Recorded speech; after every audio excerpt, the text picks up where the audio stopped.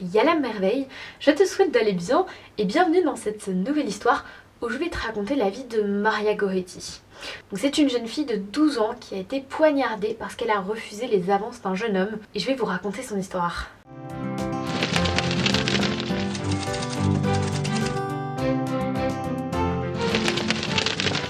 Maria Goretti était aussi appelée Marietta par certains. Elle avait 12 ans quand elle préféra mourir pour le Christ plutôt que de céder au péché, ou plutôt qu'être violée en fait.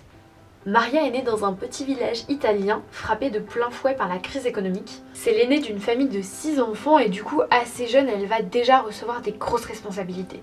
Mais elle va prendre toutes ses responsabilités pour pouvoir aider ses parents à subvenir aux besoins de la famille. Son père va mourir alors qu'elle a 12 ans, mais malgré tout elle va garder une profonde vie intérieure. Elle va faire sa première communion, mais en parallèle, elle vit le harcèlement du jeune Alessandro. Il vit sous le même toit qu'elle et il veut abuser d'elle. Elle va longtemps résister, mais un jour, le jeune homme va violemment insister. Et le 5 juillet 1902, il va s'armer d'un couteau pour la menacer. Maria ne cède pas. Elle s'écrie « C'est un péché, Alessandro ». Mais le jeune homme perd la tête.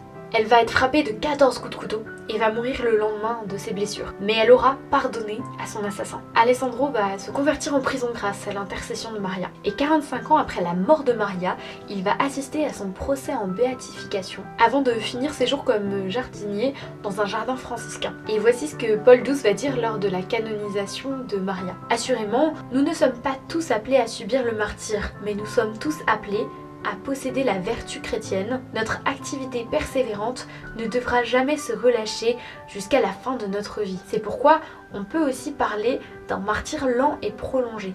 Marietta donne un message à tous les jeunes que le bonheur, ça demande beaucoup de courage et un esprit de sacrifice, de ne pas se laisser compromettre, d'être prêt à payer de sa vie la fidélité à Dieu et à tous ses commandements. Par son histoire spirituelle, la force de sa foi et sa capacité à pardonner à son bourreau, elle est l'une des saintes les plus aimées du XXe siècle.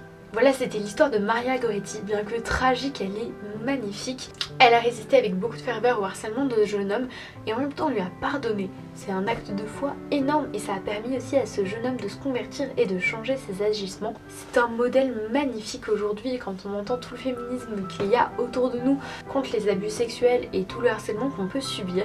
Et bien l'exemple de Maria Goretti peut nous accompagner tous les jours pour savoir être forte face à toutes ces difficultés sans forcément condamner les personnes qui ont ces agissements mais simplement prier pour eux. J'espère que cette histoire vous a plu, moi ça m'a fait très plaisir de vous la partager, donc je vous dis à la semaine prochaine pour ma prochaine vidéo. Bye!